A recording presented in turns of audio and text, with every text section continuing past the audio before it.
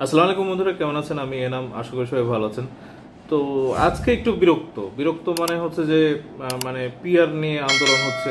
মানে ইসলামী 7টা দল রাস্তায় আছে আর কি। মানে রাজপথ গরম করে দেন, আগুন জ্বালায় দেন, সমস্যা নেই, ভাঙচুর করেন না আর কি।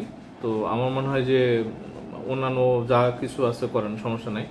মানে পিআরের মানে যদি জনসমর্থন থাকে আর কি, ডেফিনেটলি পিআর চাই আর কি। আর যদি জনসমর্থন না থাকে, আমার মনে হয় যে আগের সিস্টেমটা মানে আসলে রাজপথটা কি বারবার আমরা এরকম উত্তপ্ত হতে দেখবো, মানে এটা নিয়েও প্রশ্ন।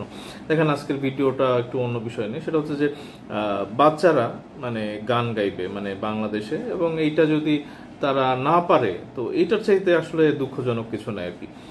মানে আমরা আজকে দেখলাম যে বায়তুল মোকরমে অ্যাজ ইউজুয়াল মানে তারা ওই জুমা নামাজের আগে পরেই হয় আর কি, উত্তর বা দক্ষিণ গেট বেছে নেয় এবং তারা মানে সমাবেশ করে আর কি। তো আমরা ধরে নিয়েছিলাম যে পিআর এর জন্য এবং তাদের যে ওই মানে জামাত ইসলামের 5 দফা, খেলাফতের 6 দফা, তাদের নানা রকমের দফা আছে, এগুলা নিয়ে তারা মানে মিছিল করবে, সমাবেশ করবে এবং এগুলোও করতেছে আর কি।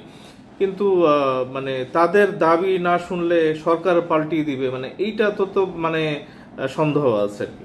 এ ধরনের কথাবার্তা বললে কিন্তু সন্দেহ করব। এবং এটা মানে ভারতের নিউজ মিডিয়া আমরা দেখলাম যে প্রচার করে বেড়াচ্ছে আর কি, যে বাংলাদেশ আবারও অস্থির, মানে তারা বাংলাদেশকে অস্থির দেখলে তাদের খুব আনন্দ আর কি। তা আমরা আসলে কেন বুঝি না, এবং এইসব ছোটখাটো জিনিস যদি আমরা পরে মানি আর কি, তাহলে এখন আসলে কেন রাস্তার মধ্যে অস্থিরতা তৈরি করব, মানে অনেক বড় বড় কোশ্চেন আর কি। তো দেখেন এখানে পাকিস্তানের মানে শিল্পী আসতেছেন এখানে কড়া নিরাপত্তায়, ঢাকায় হানিয়া আমির, ঢাকায় যেসব আয়োজনে অংশ নেবেন হানিয়া, মানে ফেসবুকে ঢালাওভাবে প্রচার করতেছে যে আমি বাংলাদেশে আসতেছি, আমার একজন ছেলে সঙ্গী লাগবে, আমি ঘুরবো, এটা সেটা। তো এগুলি আমরা দেখলাম, মানে আমরা বাংলাদেশে সিনেমা করতে পারবো না, গান গাইতে পারবো না, আমাদের বাচ্চারা গান শিখে বড় শিল্পী হইতে পারবে না। তো এটা কি আসলে আমরা 24-এ গণ অভ্যুত্থানের যে স্পিরিট, সেটা কি আমরা মনে করি? মানে 92% মুসলমানের দেশে গানের শিক্ষক দেয়া যাবে না, এটা কে বলতেছে? ওই মানে ইসলামী আন্দোলনের ফয়জুল করিম সাহেব বলেন আর কি। যদি গানের টিচার দিতে চান তাহলে আপনার গদি উৎখাত করা হবে। এবং একটা বড় জমায়েত দেখলাম, এবং এখানে ফয়জুল করিম সাহেব বক্তৃতা দিচ্ছেন, এবং এটা এভাবে আসছে টাইটেলটা, যে শিক্ষা প্রতিষ্ঠানে গানের শিক্ষক নয়, ধর্মীয় শিক্ষক দরকার, দেশ রূপান্তর, মানে 19শে সেপ্টেম্বর। এবং এখানে ওনারা বলতেছেন যে আমাদের সন্তানদের ইসলামী আদর্শে গড়ে তুলতে হলে গানের শিক্ষক নয়, দরকার ধর্মীয় শিক্ষক দরকার আর কি। গানের মাধ্যমে নৈতিকতা আসে না, বরং নষ্ট হয়। কোরআন হাদিসের আলোকে শিক্ষা দিলে তারা হবে প্রকৃত মানুষ। মানে এইটার আসলে লাইসেন্স কে দিছে আপনারে? তো এটা আমরা বিভিন্ন মতের মানুষের বসবাস দেখব, মানে কেউ গান গাইবে, কেউ কি বলে নাচবে, কেউ অভিনয় করবে, কেউ মাদ্রাসার বাইরেও কিন্তু কোরআন শিক্ষা, ইসলাম শিক্ষা, ধর্ম শিক্ষা, এগুলি হয় আর কি। এবং আমি তো জানি যে প্রত্যেকটা স্কুলেই ধর্ম শিক্ষার টিচার আছে আর কি। তো ধর্মীয় শিক্ষক মানে আর কি লাগবে? মানে আপনারা ওই সবাইকে জোর করে যদি আপনি আপনাদের মানে মতের দিকে নিয়ে যান। এবং আমি তো আসলে এই ফয়জুল করিম সাহেবের, বিশেষ করে চরমনায়ের উনি আর কি, তো ওনার যথেষ্ট সম্মান আমি করি, বাট আওয়ামী লীগের সময় আমরা দেখছি যে মানে শেখ হাসিনাকে নিয়ে অনেক, এটা ভিডিওটা আমি রিসেন্টলি ভাইরাল হতে দেখছি, যে মানে উনি বলতেছেন যে শেখ হাসিনার নামাজ পড়তে পড়তে ওনার কপালে দাগ উনি দেখেছেন আর কি। প্রধানমন্ত্রী শেখ হাসিনার কপালে নামাজের দাগ দেখা যায়। আমি প্রশ্ন করলাম যে আপনার কপালে তো নামাজের দাগ দেখছি। হুজুর, আমি 7 বছর বয়স থেকে আমি নামাজ পড়ি। কিভাবে? বলে হুজুর, আমি যদি নামাজ না পড়তাম, আমার মা আমার জন্য ঘরে ভাত পাক করতো, আমার মাকে আমাকে নামাজি বানাবার জন্য চেষ্টা করেছে, সেই থেকেও যে আমি নামাজ পড়ি, নামাজ ছাড়ি না। তো এরকম তোষামতকারী মানে আওয়ামী লীগের পক্ষের এক সময় তো এই বরিশালে সিটি কর্পোরেশনে আপনারা গন্ডগোল করলেন নির্বাচন করতে গিয়ে, এবং তারপর থেকে তো এখন অনেকে বলেন যে এই ইসলামী আন্দোলন বা চরমনের এই পীর সাহেবের যে দলটা, এদের মধ্যে আবার রাস্তাতে প্রচুর মানুষ, এবং এদের মধ্যে ওই টুপি দাড়ি এগুলা বেশি আবার ফ্যাসিস্টের লোকজন ঢুকতেছে না, এগুলি নিয়ে নানা রকমের সন্দেহ আছে। তো আমি আসলে বিএনপির কোনো মানে বিএনপিকে কেন পছন্দ করতেছি না, কারণ হচ্ছে যে তাদের কোনো অ্যাক্টিভিটি নাই। মানে তারা বন্ধ করে দিবে গান বাজনা, এগুলি আমরা ঘরের মধ্যেও একসময় বলবে যে গান শোনা যাবে না।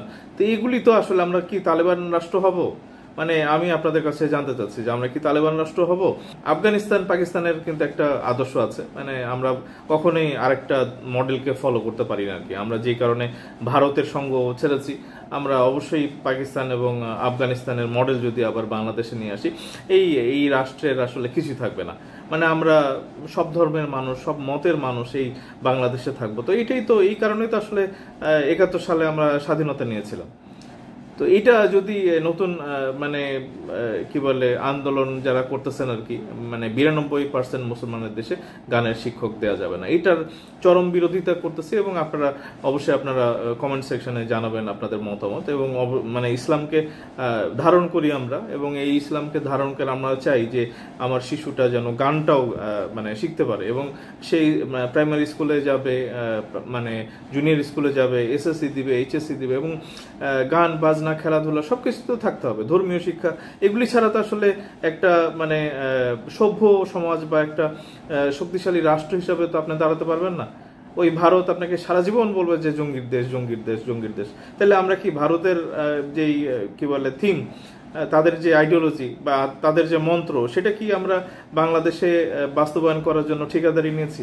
তার মানে যে তারা আন্দোলন করতে পারে, বাট প্রত্যেকটা আন্দোলনের একটা যৌক্তিকতা আছে। তো এই আন্দোলনের আসলে কোনো যৌক্তিকতা দেখতেছি না, এবং এইটা তাদের কথা না শুনলে তারা একটু পরপর হুমকি দিচ্ছে, মানে এই সরকারকে ফেলে দিবে। মানে কি একটা বিশৃঙ্খলা আর কি। মানে আপনারা এইসব দাবি নিয়ে যান, জনগণের কাছে যান, জনগণ যদি আপনাদেরকে ভোট দেয়, মানে ইলেকশন করেন, করে এটা ইসলামী একটা রাষ্ট্র করেন, আপত্তি তো নেই। মানে দেশের মধ্যে এই হুমকি ধামকি, মানে একটা অলরেডি একটা নাজুক অবস্থায় আছে ডক্টর ইউনূস এই মানে নানা মতের মানুষদেরকে নিয়ে, এবং ঐক্যমত কমিশনকে আমরা দেখি যে তাদের কি অবস্থা আর কি। তো সেখানে আরো এইসব উত্তেজনামূলক কথা টথা বলে আরো দেশে অশান্তি সৃষ্টি করে, আমার মনে হয় যে এটা ভালো চোখে দেখতেছেন আর কি। আপনারা অবশ্যই কমেন্টে আপনাদের মতামত জানান, এবং যারা নতুন আছেন চ্যানেলে আছেন আর কি, এবং ভিডিওটা দেখতেছেন, অবশ্যই সাবস্ক্রাইব করতে ভুলবেন না, লাইক কমেন্ট শেয়ার দিয়ে সাথে থাকবেন আর কি। তো এর পরের ভিডিওতে অবশ্যই চোখ রাখার অনুরোধ করছি। দেখা হবে। ধন্যবাদ সবাইকে। আসসালামু আলাইকুম।